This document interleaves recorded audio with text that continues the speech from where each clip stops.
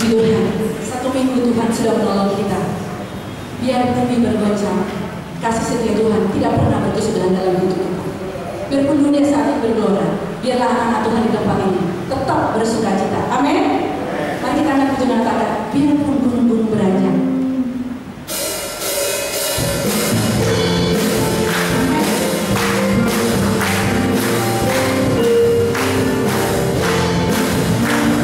Setia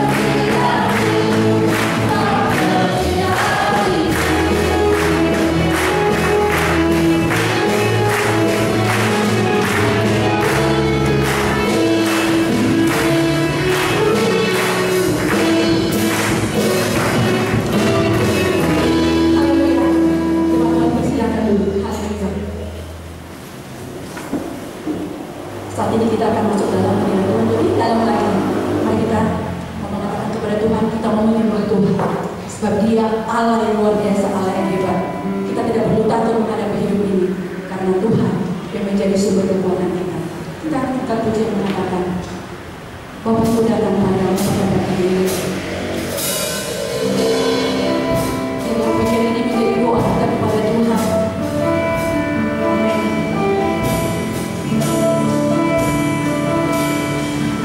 Sebab Dia Allah yang baik.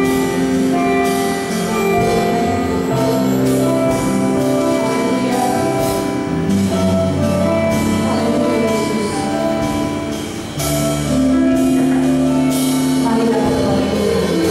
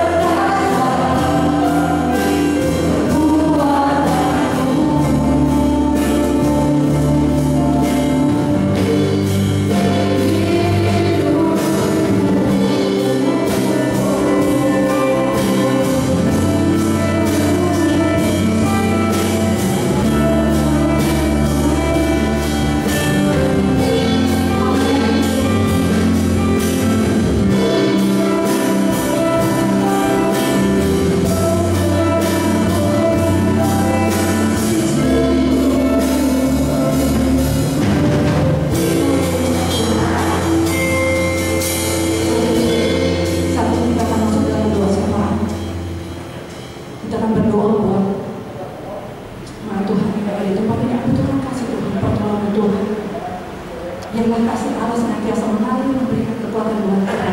Berdoa buat bangsa dan negara kita, berdoa buat gereja kita di tempat ini. Haleluya. Mari kita sambil dalam doa. Bapa di dalam surga, pada pagi hari ini kembali kami datang di hadapan.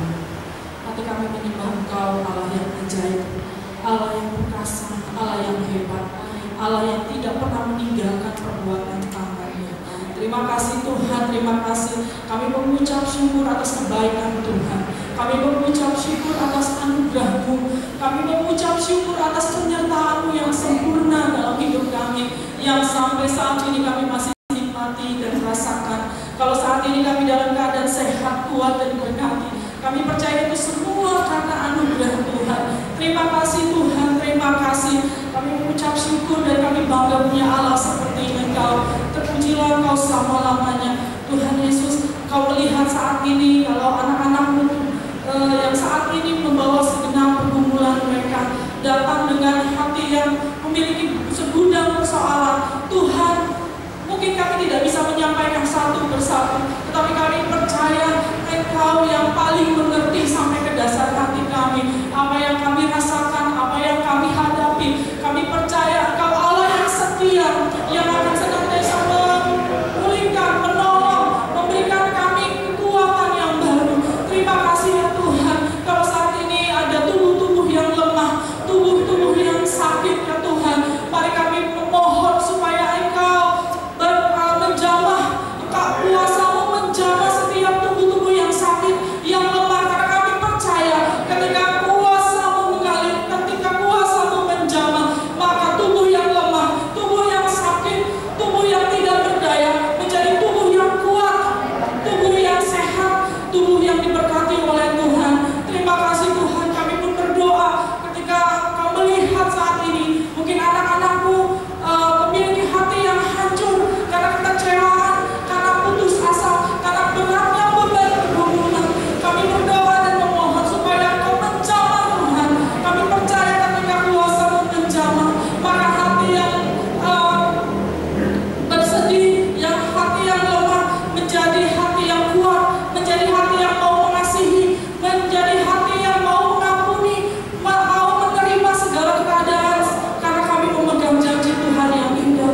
Terima kasih Tuhan. Kami juga berdoa mungkin saat ini ada air mata yang menetes karena beratnya pergumulan, beratnya cobaan yang dihadapi ya Tuhan. Kami berdoa biar kuasa Allah menjamah, kuasa-Mu menjamah, karena kami percaya ketika Engkau menjamah, maka setiap air mata itu akan Kau ubahkan menjadi sorak-sorai kemenangan. Terima kasih ya Bapa di surga. Kami menyerahkan setiap anak-anak-Mu saat ini ke dalam tangan Tuhan. Kami percaya Tuhan, perlindungan kami, pertolongan kami, kekuatan kami hanya daripada Engkau. Terpujilah Engkau selama-lamanya. Kami berdoa bagi gereja di tempat ini ya Tuhan, dengan segala kegiatan ibadah yang ada, biarlah kuasa-Mu tetap dinyatakan, kuasa-Mu bekerja. Kami merasakan hadirat-Mu baik online maupun offline. Kami percaya Engkau tetap hadir Tuhan. Terima kasih ya Tuhan. Biarlah setiap ibadah yang kami boleh lakukan itu membawa kami semakin bertumbuh di dalam pengenalan akan Tuhan. Terima kasih ya Bapa di surga. Kami berdoa setiap anak-anak-Mu yang saat ini melayani Tuhan. Terlebih khusus kami berdoa bagi pemimpin kami, gembala sidang kami. Engkau memberkati Tuhan kesetiaannya dalam pelayanan. Kami percaya semuanya diperhitungkan oleh Tuhan. Engkau memberkati, Engkau berikan kesehatan, Engkau berikan hikmat dalam memimpin jemaat-jemaat yang ada. Terima kasih Tuhan. Kau memberkati pelayanannya, keluarganya diberkati oleh Tuhan. Begitu juga dengan staf pastoral, diaken, ketua-ketua departemen ya Tuhan. Kau memberkati kami semua, bahkan setiap anak-anak-Mu yang mengambil bagian apapun itu. Kami percaya kesetiaan dan ketaatan kami ketika kami melayani Tuhan, semuanya diperhitungkan oleh Tuhan. Terima kasih ya Bapa di surga. Kami berdoa bagi kota kami Cimahi dan kota-kota sekitarnya, bahkan bangsa ini kami tetap bawa ke dalam tangan Tuhan. Biarlah Tuhan Engkau menyatakan kemurahan-Mu, memberkati Tuhan bangsa Indonesia, bahkan setiap aparatur negara yang Tuhan percayakan untuk memimpin bangsa kami. Kami berdoa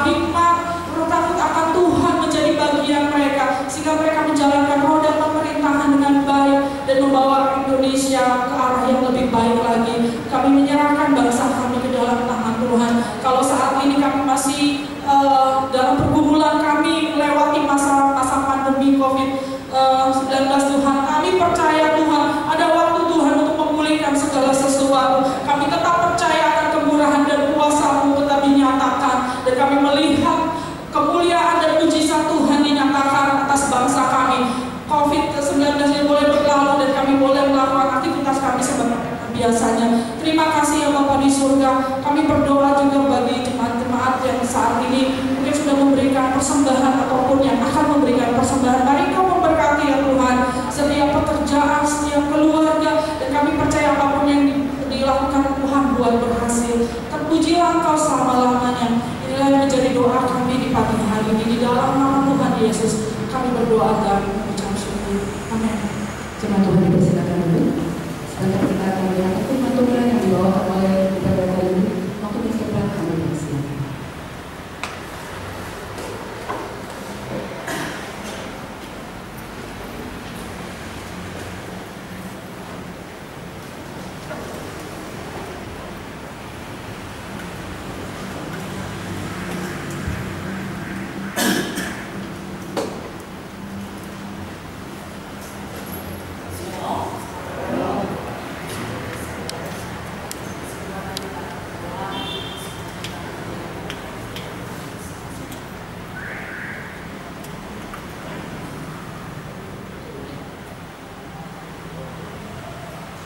Bapa di surga, terima kasih. Tuhan Yesus, terima kasih.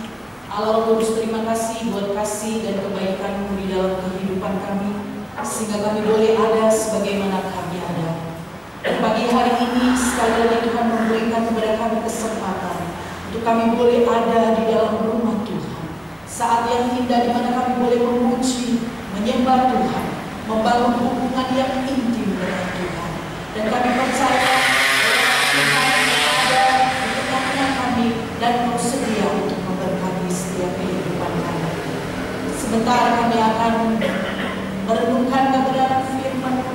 Mari Roh Kudus urapi setiap kami, sehingga kami boleh mengerti apa yang menjadi kehendak Tuhan di dalam kehidupan kami. Tolong kami Tuhan, terangi mata hati pikiran kami ya Roh Kudus, sehingga kami boleh mengerti apa yang menjadi kehendak Tuhan di dalam kehidupan kami. Terima kasih Tuhan, kami menyerahkan waktu pemberitaan kebenaran firman Tuhan.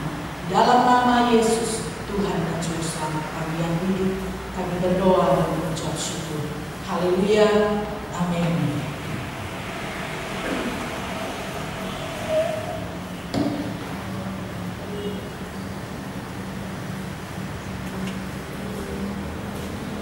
Susah sekali.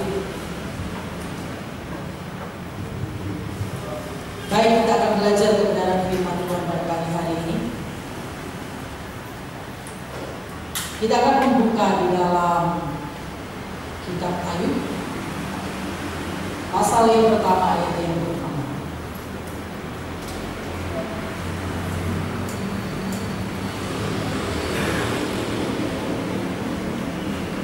Kebenaran firman Tuhan mengatakan seperti ini. Ada seorang laki-laki di tanah Uz bernama Ayub. Orang itu saleh dan jujur. Dia takut akan Allah dan menjauhi kejahatan. Sekali lagi, ada seorang laki-laki di tanah Uz bernama Ayub. Orang itu saleh dan jujur. Dia takut akan Allah dan menjauhi kejahatan. Kitab Ayub ada sebelum kitab Mazmur. Ya. Pagi hari ini kita akan belajar tentang orang yang kuat.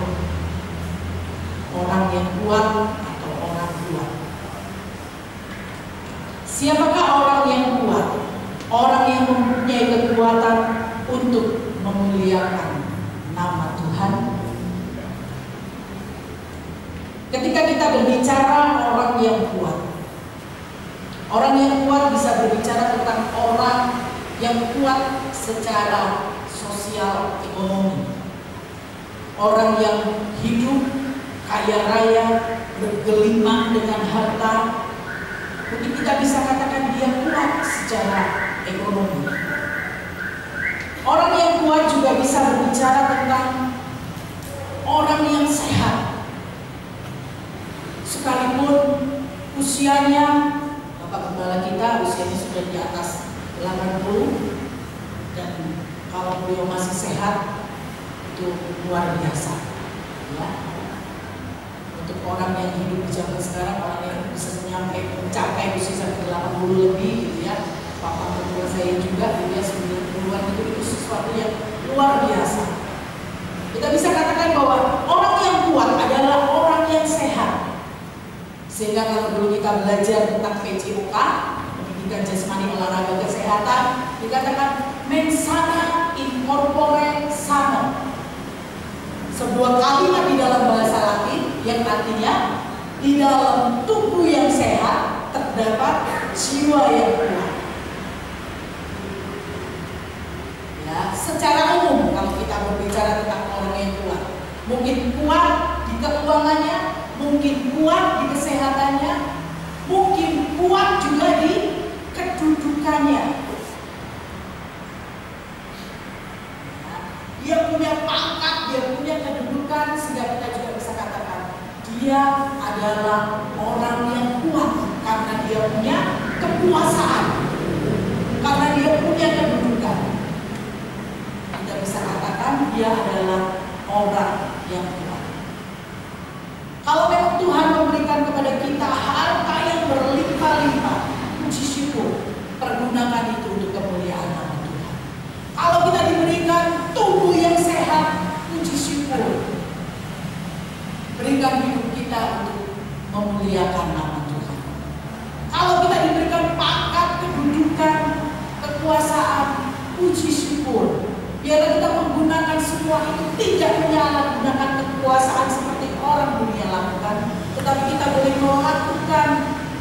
melakukan semuanya dengan kedudukan yang ada, dengan kekuasaan yang kita miliki, dengan pangkat yang kita punya.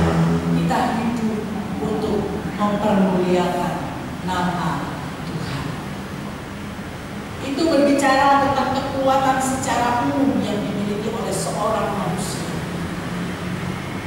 Tetapi kita tahu bahwa seberapa hebat pun seseorang, dia tetap adalah manusia yang terbatas. Ketika mungkin sakit penyakit datang, ketika maut, ketika kematian itu datang kepada kehidupan seseorang, siapa yang bisa menyangkalnya? Itu tidak bisa dibeli dengan uang, itu tidak bisa dibeli dengan kedudukan. Kalau orang sudah sakit, kalau ketika maut itu menghampiri kehidupan seseorang, sudah tidak ada. Itu berarti kembali mengingatkan kepada kita bahwa apapun yang dimiliki oleh seorang manusia, tetap dia adalah manusia yang terbatas. Tapi kita mengucap syukur karena kita memiliki Allah yang tidak terbatas. Kita akan belajar dari seorang tokoh Alkitab yang baru saja kita baca. Saya mau katakan bahwa dia adalah orang yang kuat. Bahkan dia adalah orang yang luar biasa kuat. Kalau kita sudah sekolah minggu dari kecil, kita sudah menjadi seorang Kristen. Kita tahu bagaimana cerita Ayub ketika Tuhan mengizinkan iblis untuk mencobai kehidupan Ayub. Anak-anaknya semua mati, harta bendanya habis sama sekali. Istrinya katakan, kalau saya boleh terjemahkan dengan kata-kata saya bebas, untuk apa kamu jadi orang saleh? Kutukilah Allahmu dan matilah. Siapa suami yang gak sakit ketika istrinya mengatakan hal yang seperti itu? Kemudian Ayub sendiri dikatakan oleh firman Tuhan, tubuhnya penuh dengan bara dari telapak kaki sampai kepada kepalanya. Ketika saya coba melihat apa sih itu bara di Kamus Besar Bahasa Indonesia, Bara adalah bengkak yang mengandung nanah. Waktu saya lihat nanah, saya ingat bisul. Pasti saya pernah bisulan gitu ya. Waktu saya ingat nanah. Dan biasanya bisul itu banyak apa satu? Satu yang saya alami gitu ya. Biasanya bisul itu cuma satu. Tapi sakitnya sampai membuat badan saya panas dingin. Ini firman Tuhan katakan tubuhnya penuh dengan bara dari telapak kaki sampai batu kepalanya. Sampai dia harus menggaruk tubuhnya dengan beling. Sesuatu yang begitu mengerikan. Secara kesehatan Ayub begitu hancur. Tapi kita melihat pada akhir kehidupan Ayub bahwa dia menang, melewati semua itu. Sekalipun dia harus kehilangan segala sesuatu, bahkan tubuhnya sendiri hancur. Tetapi pada akhirnya kehidupannya adalah happy ending. Karena itu kenapa saya katakan dia adalah orang yang kuat. Bahkan saya katakan adalah orang yang luar biasa kuat. Kalau saya yang mengalaminya, mungkin ya, saya tidak kuat. Tapi kita melihat bahwa Ayub begitu luar biasa. Dia adalah orang yang kuat. Ya, mari kita akan belajar dari Ayub. Bagaimana dia bisa melewati semua itu. Dibanding dengan pandemi COVID-19, pasti kita semua merasakan hal-hal yang tidak menyenangkan, hal-hal yang tidak baik. Salah satu contohnya aja, ketika kita memuji Tuhan, saya itu kalau memuji Tuhan kadang-kadang saya buka sedikit masker saya tempel lagi, hangat gitu ya. Habis itu kadang-kadang memuji Tuhan masanya tiba-tiba turun gitu, jadi harus diangkat lagi. Tidak nyaman. Itu salah satu yang kita harus rasakan akibat pandemi COVID-19. Mungkin di bidang perekonomian, bukan hanya kita, banyak orang merasakan secara ekonomi makin hari makin susah. Banyak orang yang harus di-PHK. Tetapi dengan semua akibat-akibat yang terjadi akibat pandemi COVID-19, kita melihat bahwa itu tidak sebanding dengan semua penderitaan yang Ayub alami di dalam kehidupannya. Amin. Tubuh kita masih sehat, kita masih bisa beribadah di dalam rumah Tuhan. Ya, jadi yang pertama yang kita bisa belajar dari Ayub adalah orang yang kuat adalah orang yang saleh. Orang yang kuat adalah orang yang saleh.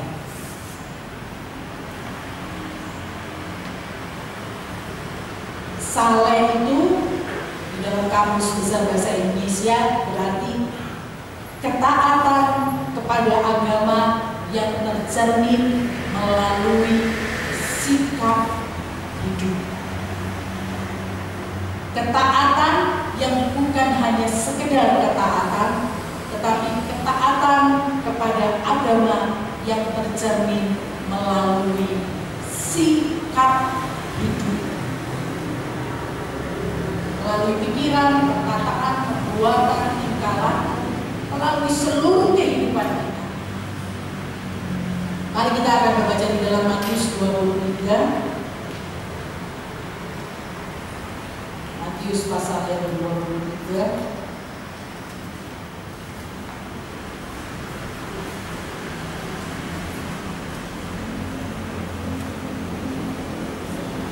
Matius pasal yang ke-23 ayat yang ke-27 sampai dengan yang ke-28.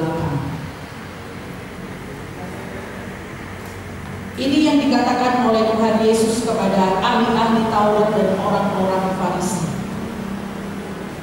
Celakalah kamu, hai ahli-ahli Taurat dan orang-orang Farisi, hai kamu orang-orang munafik, Sebab kamu sama seperti kuburan yang dilabur putih, yang sebelah luarnya memang bersih tampaknya, tetapi yang sebelah dalamnya penuh tulang belulang dan berbagai jenis kotoran.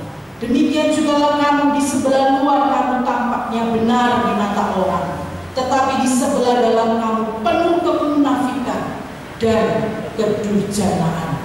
Jangan mimpi masuk surga. Sekalipun KTP boleh Kristen. Kesalehan yang sejati itu yang Ayu punya.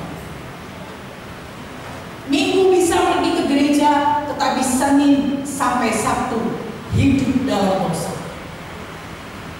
Jangan sampai itu terjadi di dalam kehidupan kita. Kalau kita mau menjadi orang yang kuat, yang pada akhirnya kehidupan kita mempermuliakan nama Tuhan, kita akan taat kepada setiap pengajaran kebenaran firman Tuhan, dan kita akan mengaplikasikannya dalam kehidupan kita sehari-hari. Belajar melakukan setiap kebenaran firman Tuhan tiap-tiap hari di dalam kehidupan kita.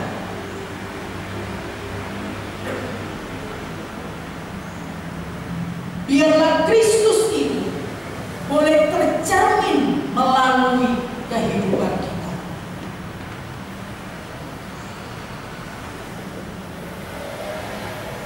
Kalau saya boleh katakan, itulah panggilan tertinggi di dalam kehidupan kita. Menjadi saksi, menjadi berkat bagi orang lain, khususnya bagi orang-orang yang belum diselamatkan. Bagaimana kita bisa menjadi saksi kalau hidup kita tidak mencerminkan Kristus yang penuh dengan kebaikan? Jadi kalau kita mau menjadi orang yang kuat, yang sanggup, yang mampu mempermuliakan nama Tuhan melalui kehidupan kita, jadilah orang yang saleh. Bukan seperti ahli Taurat dan orang-orang Farisi. Tampaknya mereka begitu rohani, mereka begitu beribadah, tetapi Tuhan bilang dalamnya penuh kedurjanaan dan kemunafikan. Tuhan tidak mau itu ada dalam kehidupan kita. Tapi biarlah kita boleh menjadi orang-orang yang saleh, punya kesalehan yang sejati, bukan kesalehan yang palsu. Setiap hidup kita rajin beribadah ke rumah Tuhan, dari hari Senin sampai dengan Sabtu kita hidup belajar melakukan kebenaran firman Tuhan. Langsung berhasil? Tidak. Melakukan kebenaran firman Tuhan memang tidak semudah membalikkan telapak tangan simsalabim langsung jadi, langsung sabar, langsung penuh dengan kasih. Mungkin kita pernah jatuh, tapi begitu jatuh, dengan pertolongan kuasa Roh Kudus kita bangun lagi, belajar lagi, besok lebih pintar, besok lebih lihai, besok lebih pandai lagi melakukan kebenaran firman Tuhan, sampai kita menjadi seperti apa yang Tuhan mau. Puji Tuhan, karena itu jadilah orang-orang yang saleh, yang benar-benar saleh di dalam Tuhan. Kemudian yang kedua, kalau kita melihat dari ayat pasal yang pertama, ayat yang pertama, orang yang kuat adalah orang yang jujur. Orang yang kuat adalah orang yang jujur. KBBI, Kamus Besar Bahasa Indonesia, mengatakan orang yang jujur adalah orang yang lurus hati, orang yang tidak berbohong. Dalamnya laut bisa diduga, dalamnya hati siapa tahu? Tuhan tahu. Memang manusia tidak ada yang tahu, tapi Tuhan tahu. Kita harus tetap ingatkan diri kita sendiri ketika kita mau berbohong. Manusia tidak tahu, tapi Tuhan tahu. Karena itu biarlah kita menjadi orang-orang yang jujur. orang yang lurus hati, tidak bengkak-bengkok hatinya, tetapi lurus hati. Tuhan Yesus sendiri mengatakan di dalam kitab Injil Matius pasal yang ke-5 ayat 37, Tuhan Yesus katakan, jika ya, katakan ya, jika tidak, katakan tidak. Apa yang lebih daripada itu berasal daripada si jahat. Kalau patokannya kita mau kembali kepada Alkitab, kepada kebenaran firman Tuhan. Jadi kalau mengatakan sesuatu, kita harus tahu pasti kebenarannya. Kalau sesuatu yang belum benar, jangan katakan iya, keburu jadi gosip. Nah, jadi biarlah kita boleh menjadi orang-orang yang jujur. Dunia mengatakan orang jujur itu hancur. Jujur zaman segini, cari yang haram aja susah, apalagi yang halal. Begini mau jujur, hancur, kita tidak bisa makan. Itu yang dunia katakan. Tetapi sebagai anak-anak Tuhan, justru ketika kita jujur, mungkin kita rugi secara dunia, tetapi kita jujur. Karena saya percaya bahwa Tuhan selalu berpihak kepada orang yang jujur. Justru ketika kita tidak jujur, kita rugi. Mari kita akan baca di dalam Mazmur pasal yang ke-50.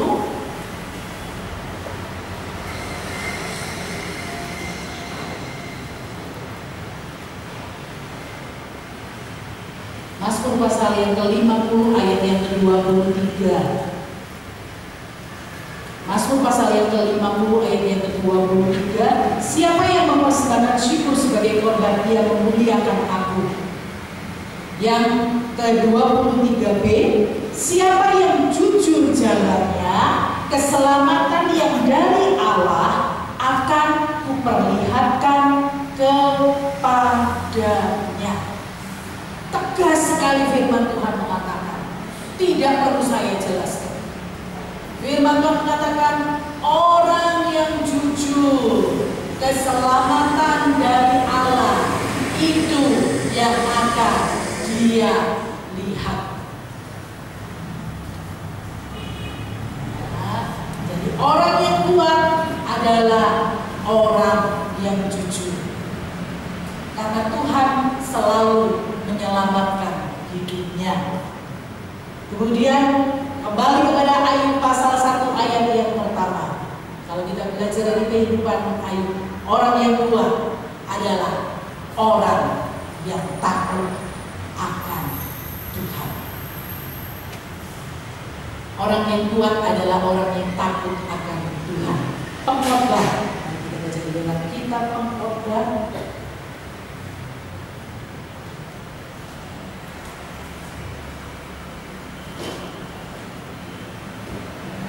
Pengkhotbah pasal yang terakhir.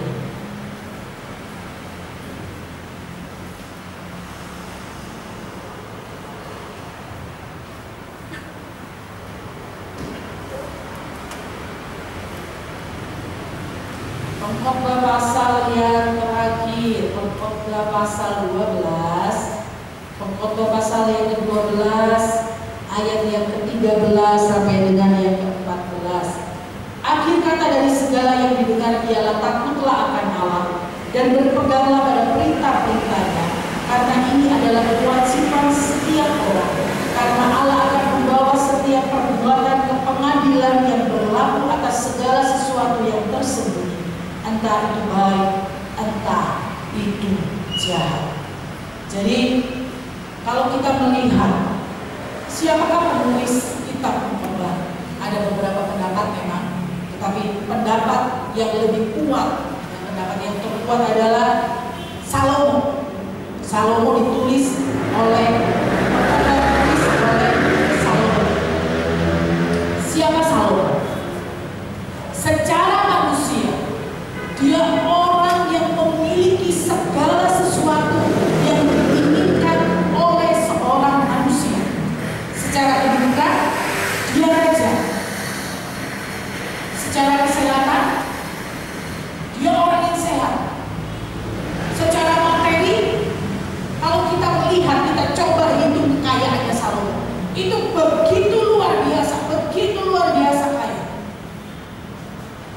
Tetapi di akhir kehidupannya, di akhir kitab Khotbah ini dia katakan, akhir kata dari semua itu, hiduplah takut akan Allah. Karena dia mengambil kesimpulan, kalau kita melihat kitab Khotbah, kita akan selalu banyak mendapati kata segala sesuatu adalah sia-sia. Segala sesuatu yang ada di dalam dunia ini adalah sia-sia. Tanpa Tuhan, semuanya sia-sia. Tapi kita bersyukur karena di dalam Tuhan kehidupan kita menjadi berarti. Kita harus senantiasa hidup takut akan Allah, menyadari bahwa Tuhan selalu melihat apapun yang kita lakukan di dalam kehidupan kita. Bahkan ketika kita sendiri dan tidak seorang pun yang melihatnya, Tuhan melihat, Tuhan tahu apa yang kita lakukan. Hiduplah takut akan Allah. Ingatlah bahwa surga dan neraka itu bukan cerita dongeng, tapi itu sesuatu yang benar-benar nyata yang akan dilihat oleh setiap manusia yang meninggalkan dunia ini dan masuk ke dalam alam kekekalan. Hiduplah takut akan Allah. Apalagi di zaman pandemi COVID-19 seperti ini, sepertinya maut itu udah ada di depan pintu. Ya, sepertinya kalau saya pikir tidak ada penyakit yang dulu-dulu yang saya pernah tahu itu tanpa gejala. Yang buat ngeri itu kan gitu, orangnya sehat seperti itu pendeta Mary katakan, orangnya sehat, nggak apa-apa. Teman beliau warga saya lain di Kalimantan, tetapi ternyata divonis OTG. Ya, maut itu sedang mengincar di mana-mana dan kita tidak tahu kapan kematian itu akan menjemput kita. Kita tidak tahu. Itu urusannya Tuhan. Dengan cara apapun, kapanpun, dimanapun itu urusannya Tuhan memang. Urusan kita, bagian kita, persiapkan diri. Hidup takut akan Tuhan. Sehingga kalau memang Tuhan mengizinkan kematian itu datang menjemput kehidupan kita, kita sudah siap dan kita tahu surga yang mulia itu boleh terjadi bagi kita. Hiduplah takut akan Allah, karena orang yang takut akan Allah pasti hidupnya diberkati. Tidak perlu cari berkat itu yang mengejar. Buktikan. Tapi hidup takut akan Allah dulu. Ya, jadi hiduplah takut akan Allah. Kemudian kita kembali ke dalam ayat. Orang yang kuat adalah orang yang menjauhi kejahatan. Jadi firman Tuhan katakan, Ayub adalah orang yang saleh, orang yang jujur, orang yang takut akan Tuhan, orang yang menjauhi kejahatan. Kalau saya boleh terjemahkan dari bahasa saya sendiri, Ayub adalah orang yang baik. Baik di luar, baik di dalam. Orang yang baik, orang yang benar-benar baik. Kalau kita adalah orang yang baik, kita akan menjadi orang yang baik. Meskipun sesaat kita merasa kok saya diperlakukan tidak adil, kok saya berbuat baik, tapi yang saya terima justru yang tidak baik. Bisa terjadi? Oh, bisa. Tapi tetaplah berbuat baik. Karena Tuhan tidak pernah berpihak kepada orang yang jahat. Kelakuannya baik, hatinya jahat, boleh enggak? Tidak boleh. Kelakuannya baik, hatinya baik. Itu yang Tuhan mau dari kita setiap anak-anak. Puji Tuhan. Kita harus tetap menjadi orang baik. Kita harus tetap menjadi orang baik karena kita tahu bahwa Tuhan tidak pernah berpihak kepada yang jahat. Lambat atau cepat, kebaikan yang akan menang. Amin. Amin. Karena Tuhan berpihak kepada orang yang baik. Dan Roma 8 ayat 31 katakan, kalau Allah ada di pihak kita, siapakah yang akan lawan kita? Kalau kita punya pengalaman bupati, gubernur, presiden, wah, orang merasa, oh, aku ini orang kuat. Belakangku ada orang kuat.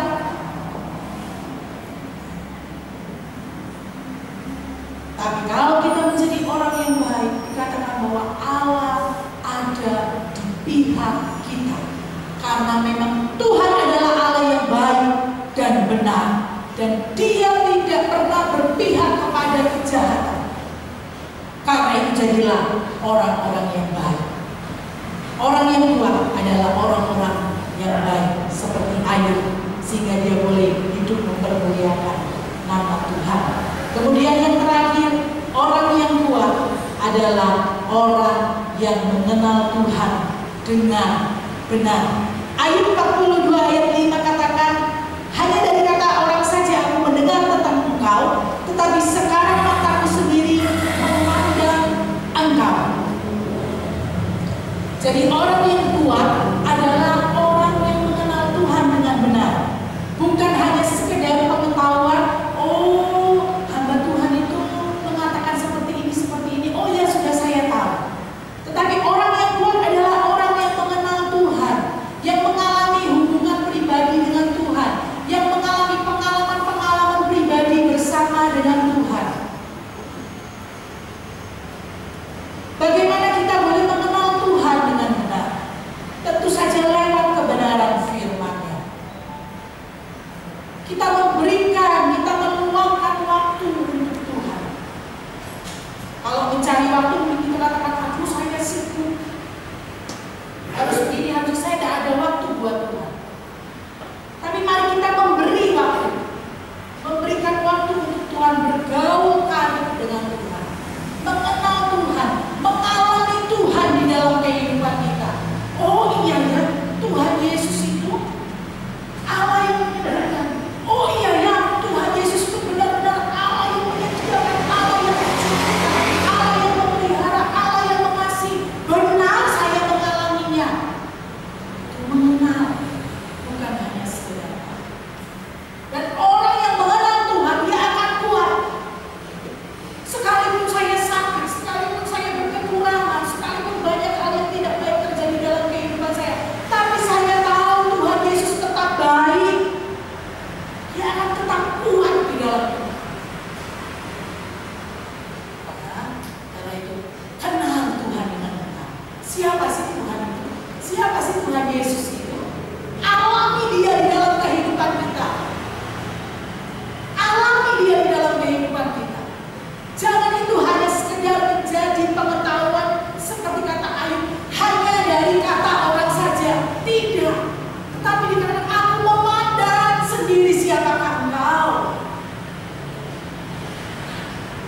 Tuhan kita itu Tuhan Yesus yang begitu baik, begitu manis, begitu luar biasa. Dia tidak hanya ada di dalam cerita-cerita Alkitab, tapi Dia hidup, Dia nyata. Dia ada. Orang lain tidak selalu ada buat kita. Bahkan suami atau istri tidak selalu ada buat kita. Tetapi Tuhan Yesus selalu ada bagi kita. Puji Tuhan, jadilah orang-orang yang kuat di dalam Tuhan, sehingga nama Tuhan dipermuliakan lewat kehidupan kita. Jadilah orang yang saleh, orang yang jujur, orang yang takut akan Allah, orang yang menjauhi kejahatan, dan orang yang mengenal Allah dengan benar. Tuhan Yesus memberkati. Mari kita akan berdoa bersama-sama. Bapa di dalam surga, terima kasih. Tuhan Yesus, terima kasih. Allah Kudus, terima kasih buat kasih dan kebaikan-Mu. Sekali lagi kami boleh mendengarkan dan merenungkan kebenaran firman-Mu bersama-sama. sudah selesai berbicara, tapi biarlah Roh Kudus yang akan menjelaskan itu dalam kehidupan kami masing-masing sesuai dengan kebutuhan kehidupan dan perkumpulan kami. Biarlah kebenaran firman menjadi jawaban, meneguhkan kehidupan kami, bahkan mengubahkan kehidupan kami menjadi seperti apa yang Tuhan mau. Terima kasih Tuhan Yesus, terima kasih Tuhan Yesus. Dalam nama Tuhan Yesus kami berdoa dan mengucap syukur. Haleluya, amin. Waktu saya. Terima kasih untuk kebenaran firman Tuhan yang diberitakan pada pagi hari ini. Terus saya serahkan kepada Roh Yesus ibadah kita pada pagi hari ini. Saya mau menambah Bapak Malaysia untuk menutup ibadah kita pada pagi ini.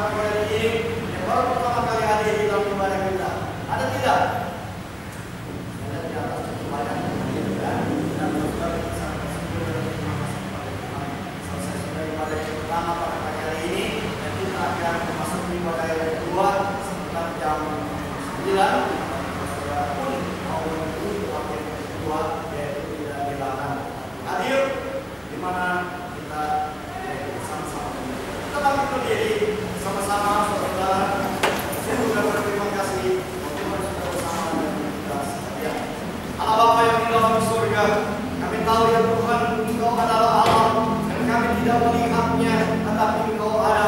Kami tahu bahwa Yesus ada di mana-mana dan bersama-sama dengan kami. Kami tidak melihatnya, tetapi kami meyakini Yesus ada bersama-sama dengan kami. Sesuai dengan firman Allah, di mana kami berada, Engkau ada ya Tuhan. Terima kasih Bapa di dalam surga. Tuhan, kami berdoa, saudara-saudara kami yang tidak hadir, tidak beribadah di dalam rumah Tuhan. Berkati mereka juga di mana mereka berada ya Tuhan, karena mereka juga yaitu anak-anak Tuhan. Saudara-saudara pulang dengan damai, pulang dengan sejahtera, dan biar anugerah serta kemuliaan dari surga menyertai kita sampai Maranatha Yesus datang kembali kali yang kedua. Haleluya, amin. Selamat berdoa, Tuhan Yesus memberkati.